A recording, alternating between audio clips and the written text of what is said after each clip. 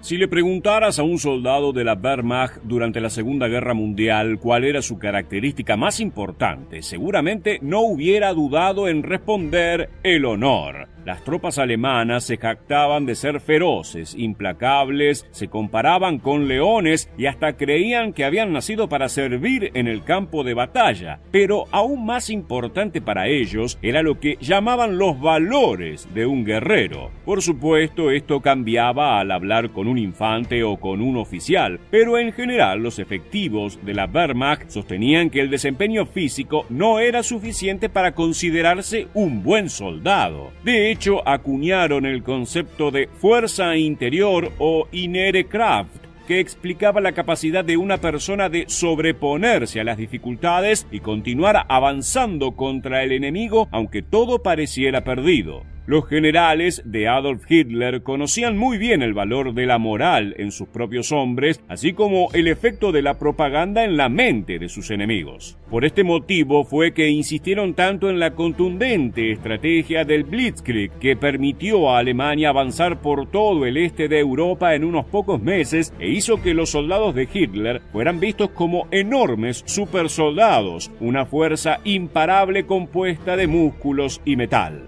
Pero más allá de su enorme autoestima, los efectivos de la Wehrmacht tenían también su opinión sobre los británicos, soviéticos, americanos y otros aliados que enfrentaron durante el conflicto más sangriento de la historia y llevaban estos prejuicios a la batalla, para bien o para mal.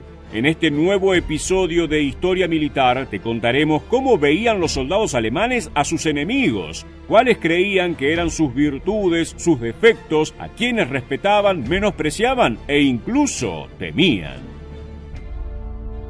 Antes de comenzar, nos parece importante aclarar que estas opiniones sobre los aliados no fueron recabadas de los oficiales de la SS o miembros del partido de Adolf Hitler, quienes detestaban profundamente a cualquiera que no fuera ario o alemán. Lo que escucharás a continuación fue compilado gracias a distintos diálogos registrados con soldados de la Wehrmacht, en muchos casos prisioneros de guerra que no necesariamente coincidían ideológicamente con sus superiores nacionalsocialistas. Tal vez te sorprenda, pero muchos soldados alemanes respetaban enormemente a las tropas británicas, principalmente a la infantería. Un soldado del Afrika Korps aseguró: «Viste a un inglés con nuestro uniforme y no notarás la diferencia». Según los alemanes, los británicos eran excelentes aviadores, lo que les brindaba una enorme ventaja en el campo de batalla, pero los infantes de Churchill también gozaban de una fama de ser grandes guerreros, con una elevada resistencia, y era común que se los llamara tipos duros entre las filas de la Wehrmacht. La operación Dínamo, cuando el ejército del Reino Unido evacuó a sus fuerzas en Francia a través de los muelles de Dunkerque, logró impactar en las mentes de los alemanes. Al mismo tiempo, los oficiales creían que sus enemigos británicos eran muy duros, sí, pero también extremadamente cobardes, debido justamente a la nombrada huida de las costas francesas, además de la fallida batalla en Grecia. «Son leones conducidos por burros», aseguró un capitán de la Wehrmacht, distanciando así la capacidad de los combatientes respecto de sus superiores o incluso de los políticos que dirigían la guerra desde sus oficinas. Los soldados británicos eran vistos como hombres eficaces, bien entrenados en combate a distancia, pero generalmente débiles en el cuerpo a cuerpo. Por sobre todo se los calificaba como disciplinados y justos, aunque al mismo tiempo los alemanes consideraban que esto era una debilidad, ya que la doctrina impartida en la Wehrmacht era que un soldado debía poder tomar sus propias decisiones sin tener que depender siempre de la orden de un superior.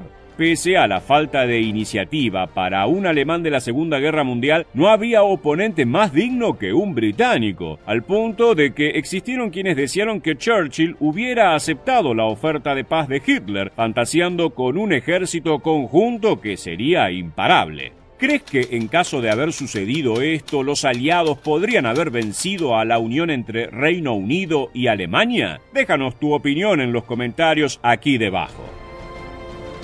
Todo lo contrario podría decirse de los norteamericanos. Pero antes de llegar a ellos, veamos qué pensaban los alemanes de sus vecinos más cercanos, los soviéticos. El caso del Ejército Rojo era profundamente paradójico para el soldado alemán. Por una parte, el estado físico, la apariencia y el tamaño de los soldados de Stalin inspiraban un enorme respeto que rápidamente podía llegar a convertirse en temor. Les parecían implacables y brutales, hasta el punto que el general Ludwig Krubel declaró: «Cuando estábamos cerca de Uman en Ucrania, mis blindados tuvieron que matarlos pasándoles por encima, literalmente, porque no se rendían de ningún modo». La característica de los rusos que lograba infundir el terror entre los alemanes era el sacrificio con el que luchaban, una profunda convicción de dejar la vida por su madre patria. El propio Krubel aseguró: «Un soldado que combate por su patria con una dureza inflexible no puede, en ningún caso, y sobre todo a ojos de los rangos superiores, ser considerado un mal soldado». Esto coincide claramente con el código de valores de la Wehrmacht. No obstante, más allá de todo este profundo respeto, los alemanes consideraban que los soviéticos eran extremadamente brutos, un pueblo anticuado, barbárico y salvaje, muy lejano a la civilización y la superioridad tecnológica de la que hacían gala los soldados de Hitler, que para ellos mismos representaban un futuro que se oponía a todo lo que eran Stalin, el comunismo y el Ejército Rojo. Aún así, nadie podía caer más bajo a los ojos de un alemán que los norteamericanos. Preferían incluso a los soviéticos, por más anticuados que fueran, ya que los consideraban guerreros. En el caso de Estados Unidos, los soldados de la Wehrmacht creían que lo único que tenían era tecnología y armas, pero que carecían de todas las cualidades y valores respetables en un par o en un enemigo. De hecho, el apodo para los norteamericanos entre las filas alemanes era los cerdos, que si bien contaban con superioridad numérica y material en términos de armamento o vehículos, carecían de disciplina, entrenamiento o eficacia. Incluso los oficiales alemanes no mostraban ningún respeto por las Fuerzas Armadas de los Estados Unidos. Para ellos, los norteamericanos ganaban tan solo porque lanzaban oleada tras oleada de hombres directo contra las líneas enemigas, hasta que lograban romper las defensas. Uno de los ejemplos que evidencian este pensamiento fue el propio desembarco de Normandía, cuando las fuerzas aliadas perdieron 10.000 soldados, mayormente estadounidenses, debido a que la estrategia era lanzar a los infantes contra los búnkeres en la playa. Para la Wehrmacht, esta táctica demostraba el poco interés que tenían los generales en las vidas de sus propios hombres, lo cual les resultaba un tanto desagradable. A su vez, consideraban que a los norteamericanos les faltaba fuerza interior. Aunque este concepto se ha repetido mucho, no queda del todo claro a qué se referían. Podría interpretarse como la carencia de voluntad, de iniciativa, de moral o incluso de espíritu guerrero, característica que, como ya hemos visto, llevaba a los alemanes a respetar a los británicos o los soviéticos. Se hace evidente que el tipo de valores que los alemanes destacaban en sus enemigos eran los que consideraban mejores de ellos mismos. Quizás la guerra no sea más que un enorme espejo, donde el hombre se mira para descubrir que, aunque dispare contra el enemigo, termina matándose a sí mismo. El respeto que los alemanes tenían por los británicos y soviéticos se debía a sus similitudes culturales, mientras que detestaban a los americanos por estrategias que el propio Führer utilizó indiscriminadamente, por ejemplo, en la campaña contra la Unión Soviética o la Batalla de Inglaterra.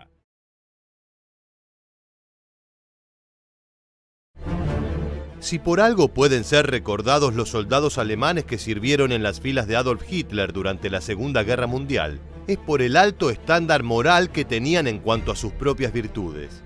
Esto sin mencionar que se les había enseñado que eran soberbios superhombres, elegidos por la genética como la mejor raza del mundo. Desde la llegada del Führer al poder, los jóvenes que ingresaban en la Wehrmacht eran adoctrinados para que pudieran cometer los crímenes más aborrecibles sin cargo de conciencia, con el fin de limpiar el mundo de las etnias o religiones indeseables, como los judíos, afrodescendientes o gitanos. Debido a esto, no nos sería muy difícil suponer qué opinaban los soldados alemanes sobre aquellas personas que llevaban a campos de concentración y a centros de exterminio. También ya hemos realizado un video contándote lo que pensaban sobre sus enemigos militares, los aliados. Pero aún quedan cuestiones por revisar. Por ejemplo, cómo veían los efectivos de la Wehrmacht y de las SS a sus propios aliados del eje. Acompáñanos en un nuevo episodio de Historia Militar. Si quieres un ejército devastador, dispuesto a asesinar, torturar o llevar adelante un genocidio sin ningún tipo de culpa, lo ideal sería que les hagas creer que no son como el resto de los humanos, sino que son algo mucho mejor. Esto fue lo que hizo Hitler junto a su ministro de propaganda Goebbels y los generales de sus fuerzas armadas. Si tomaras la vara más larga que encontraras, escalaras la montaña más grande del mundo y lo agitaras lo más alto que pudieras, aún así, no lograrías alcanzar a tocar el ego de un oficial nazi. Pese a todos los actos terribles que cometieron, los siniestros personajes o ideales por los que lucharon, es imposible negar que los comandantes alemanes trataban a sus soldados como si cada uno fuera un ser especial. Esto no era un acto de humanismo, claro está, sino una estrategia para conseguir perfectas máquinas de matar sin ningún remordimiento. Es por esto que incluso al ver a sus aliados, los soldados de la Wehrmacht lo hacían desde arriba, sintiendo todo el tiempo una inmensa superioridad con respecto al resto del mundo, que llegaba hasta un profundo asco por un país en particular. Pero ya llegaremos a eso. Se podría decir que los nazis consideraban a las etnias de origen alemán como las más cercanas a ellos, aunque jamás como iguales.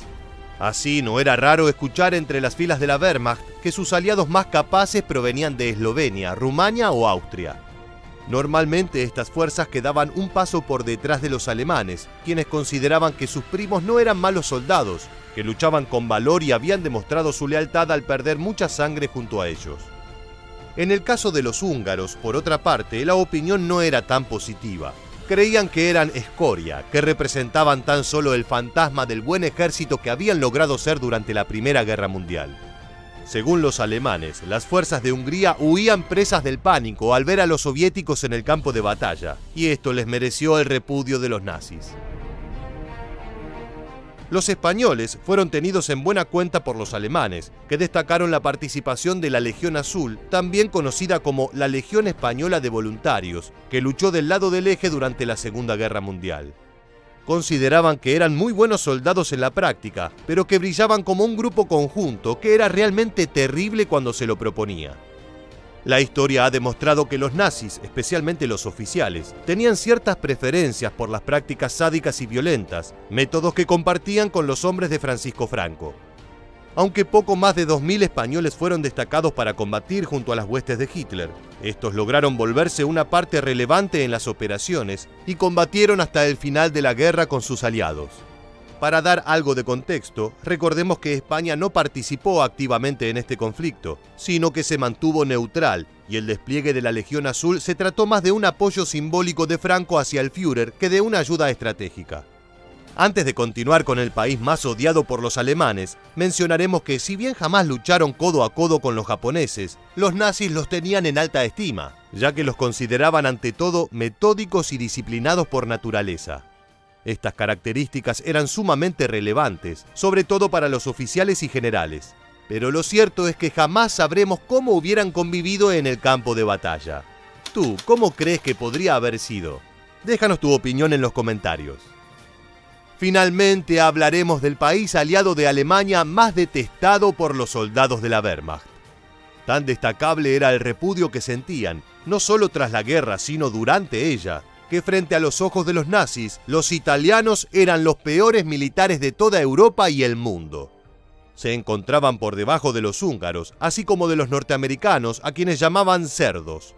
Pero pese a que Adolf Hitler admiraba profundamente al dictador Benito Mussolini, el propio Führer llegó a considerar que aceptar la ayuda de Italia en una operación podía exponerla al fracaso, debido a la impredecible incapacidad del ejército real. Era muy extraño que los alemanes hablaran bien de los italianos, pese a que fueron sus aliados más importantes durante toda la guerra.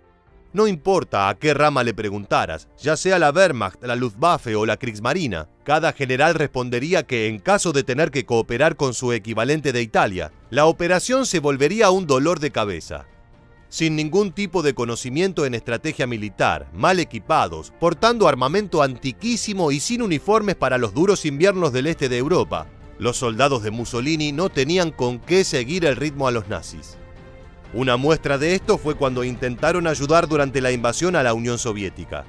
Cuando los soviéticos intentaron romper el cerco de Stalingrado, atacaron al bando italiano. Mussolini había enviado 130.000 hombres para asistir a la Wehrmacht, pero solo 45.000 lograron salir de la batalla. Esto no solo significó una gran pérdida para las fuerzas del ejército real, sino que comprometieron el cerco defensivo que los alemanes habían organizado con tanto cuidado, lo que permitió que las fuerzas de Stalin avanzaran contra la Wehrmacht en un contragolpe devastador. De este evento quedó una frase que rezaba: 130.000 italianos vale lo mismo que 10.000 alemanes, con suerte. Si atacaran el sur de nuestro país, podríamos rechazarlos con las chicas de las juventudes hitlerianas y los viejos campesinos del lago Chiemsee. Dichos como estos, registrados en documentos tras la guerra, demuestran el profundo odio que sentían los nazis por sus mejores aliados. También aseguraban que si bien los italianos eran descendientes de los romanos, hubieran preferido combatir junto a una legión de estos, aunque estuvieran equipados con lanzas y escudos, antes que con un batallón motorizado de Mussolini. Las capacidades tecnológicas de Italia también eran motivo de burla para los alemanes, que poseían una industria gigante en comparación. Los oficiales de los Panzerkorps aseguraban que en todos los tanques italianos se podía ver una bandera blanca. Existieron quienes aseguraron que la derrota de Alemania en la Segunda Guerra Mundial estuvo íntimamente ligada a la pésima actuación de los italianos, tanto en Stalingrado como en su eventual traición contra el Eje. ¿Esto podría haber sido la piedra en el zapato del Führer? El único pelotón de Italia que era respetado por los alemanes era el cuerpo de paracaidistas, que operaba directamente bajo el mando de comandantes nazis. Según el relato de un veterano, en una ocasión un cuerpo de 30 paracaidistas italianos se vio encerrado en una situación muy difícil. Pese a que se les ordenó la retirada, decidieron quedarse y respondieron: «Los jóvenes fascistas mueren allí donde están». Esto les valió el reconocimiento de sus superiores. Fuera de estos casos aislados, los alemanes consideraban a los italianos los peores soldados de toda Europa.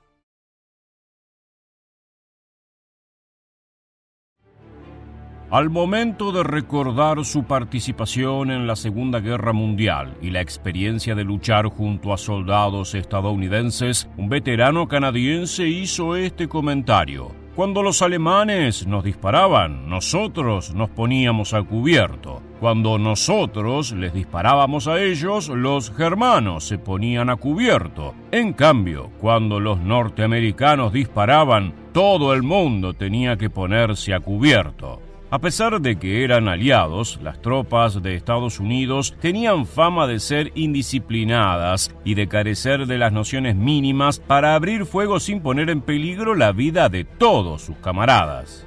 Puede parecer increíble teniendo en cuenta que en la actualidad los estadounidenses son una potencia militar indiscutida. Sin embargo, en tiempos de la lucha contra el fascismo, la nación del norte todavía no contaba con la experiencia bélica que habían acumulado los países europeos a través de los siglos.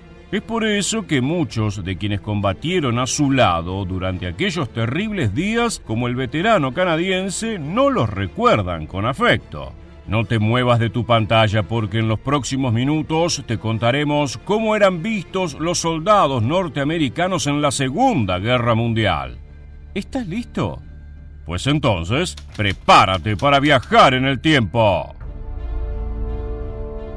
Estados Unidos le declaró la guerra al Eje luego del ataque a Pearl Harbor ocurrido en 1941. Inmediatamente después, las Fuerzas Armadas norteamericanas prepararon a sus hombres para la lucha. Muchos fueron movilizados hacia Inglaterra, donde fueron agrupados en un ejército unificado al mando de oficiales del bando aliado. Por aquel entonces, los británicos tenían una imagen de los estadounidenses moldeada por el cine de Hollywood. Creían que serían como los caricaturescos gángsters y policías de las películas de mafia o como los rudos vaqueros de los populares westerns. Sin embargo, lo que más llamó la atención de los norteamericanos era su generosidad con el dinero. En promedio ganaban 5 veces más que los británicos, por lo que tenían más capacidad de gasto y menos restricciones a la hora de ir de compras. Un veterano del ejército de Estados Unidos lo recuerda de la siguiente manera: nos colábamos en las fiestas de los ingleses, nos tomábamos su cerveza y coqueteábamos con sus mujeres. Su soltura con el dinero los hizo atractivos para muchas inglesas, que creían que casarse con ellos era una buena forma de huir de Gran Bretaña, que en aquel entonces se hallaba sumida en una crisis económica a causa de la guerra. Se calcula que se formaron más de 70.000 parejas compuestas por soldados norteamericanos y mujeres británicas, y que nacieron 9.000 niños como fruto de uniones informales. Para muchos, los estadounidenses eran egoístas acostumbrados a fanfarronear, impregnados de una cultura consumista que no valoraba los lazos familiares y las amistades estables. Se los acusaba de corromper el idioma inglés y de subvertir los valores típicos de Gran Bretaña con el jazz, el blues, la comida rápida y el individualismo. Quienes reprochaban el comportamiento de los norteamericanos en la vida civil también se quejaban de su desempeño militar. Entre las Fuerzas Armadas de Estados Unidos no había demasiados oficiales con la suficiente experiencia como para ponerse al mando de los batallones y las divisiones de los aliados. Se requería de un conocimiento profundo de táctica y estrategia para ponerse al frente de una guerra donde el más mínimo error podía costarle la vida a cientos de miles de hombres. Pese a que los estadounidenses habían participado en varios conflictos bélicos, solamente los europeos habían librado batallas de esta escala en el pasado. La mayoría de las unidades de infantería norteamericanas quedaron bajo el mando de generales británicos, mientras que los oficiales sin mando de tropa combatieron codo a codo junto a sus subordinados. En el campo de batalla, el comportamiento de los estadounidenses era motivo de broma entre los aliados, ya que no dudaban a la hora de apretar el gatillo. Disparaban a todo lo que se movía, incluso antes de cerciorarse de que se tratara de un objetivo hostil o de que no serían descubiertos por el enemigo si hacían ruido. Se decía que esta obsesión por abrir fuego de inmediato era apoyada por el hecho de que la industria norteamericana era potente. Como producían enormes cantidades de munición, los soldados sabían que podían gastarse cartuchos enteros sin temor a que hubiera represalias, ya que las provisiones de balas no tardarían en llegar. Esto era un lujo que el resto de los países aliados no podía permitirse, de manera que eran más cuidadosos al gatillar. Si tenemos en cuenta la opinión de los alemanes, el panorama seguirá siendo el mismo, ya que, al igual que los británicos, subestimaban a los estadounidenses por su desempeño errático en cuestiones bélicas. Los generales de la Wehrmacht opinaban que los ingleses eran mucho más cautos que los norteamericanos, ya que estos últimos solo contaban con una participación menor en la Primera Guerra Mundial, donde las trincheras habían hecho de la paciencia una virtud clave. En semejantes condiciones, la temeridad no era una cualidad positiva, algo que los británicos aprendieron a fuerza de derrotas. Por otro lado, un oficial germano de la 9ª División Panzer dijo lo siguiente: los estadounidenses nos causaban ternura, debido a que actuaban siguiendo las reglas del manual de combate, y si por alguna extraña razón hacían algo inesperado, inmediatamente luego de atacar se ponían a temblar, ya que no sabían cómo proseguir. Al concluir una ofensiva necesitaban 3 días para preparar la siguiente, algo insólito. De hecho, el tiempo que les tomó llegar hasta Alemania es ridículo. Si hubieran puesto en práctica nuestras tácticas de Blitzkrieg, nos hubieran derrotado en cuestión de semanas.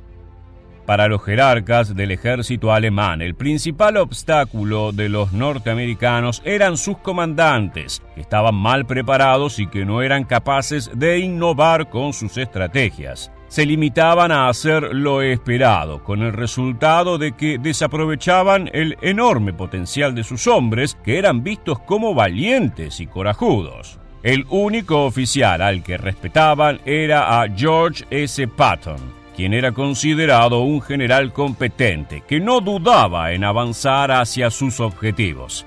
A medida que progresaba la guerra, los alemanes se fueron enfrentando a carencias materiales cada vez más fuertes, al punto de que entre sus filas escaseaba el combustible, el armamento y las municiones.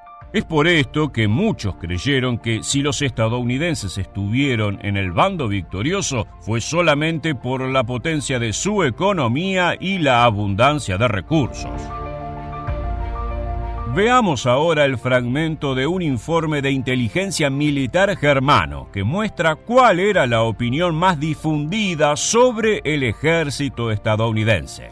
Los norteamericanos tienen miedo de nuestros Panzer y les disgusta luchar en terrenos abruptos o cerrados como bosques. Evitan estas áreas a toda costa y hacen todo lo posible porque sus tanques las rodeen mientras son resguardados por la infantería. Nunca atacan al amanecer y prefieren conducir sus ofensivas un poco antes del mediodía. Uno puede reconocer una maniobra estadounidense ya que comienzan con un bombardeo intenso de artillería que deja un gran rastro de humo que los hace fácilmente localizables. Tienden a repetir sus ataques ciegamente una y otra vez, incluso luego de 7 u 8 intentos fallidos, siempre asaltando en la misma dirección y con igual metodología. El informe concluía sugiriendo que la mejor forma de repeler a los norteamericanos era simplemente dispararles desde distintos ángulos, incluso cuando la visibilidad era limitada. La Wehrmacht los veía como el eslabón más débil de los aliados, por lo que en medio de una campaña militar eran los primeros a los que buscaban atacar. La razón era sencilla, sabían que los estadounidenses, dada su falta de disciplina, se desbandarían con velocidad, rindiéndose o huyendo despavoridos por el campo de batalla. De hecho, hay quienes dicen que cuando Hitler se enteró de que Estados Unidos ingresaba a la contienda bélica, se sintió aliviado. Según los testigos, el Führer estaba feliz porque ahora, en vez de tener que observar cómo los norteamericanos vendían armas a los aliados, finalmente podría aniquilarlos en combate. Como queda claro, pese a las opiniones negativas que despertaban los soldados de Estados Unidos, las cosas no salieron como el dictador esperaba. Finalmente, Alemania sería derrotada y los norteamericanos emergerían como una nueva potencia a nivel mundial. Llegamos al final del video y queremos preguntarte, ¿crees que el mal desempeño de los soldados estadounidenses era cierto o una exageración? Déjanos tu respuesta en la bandeja de comentarios aquí debajo y no olvides suscribirte a nuestro canal para conocer muchos más sucesos militares que dejaron su huella en la historia.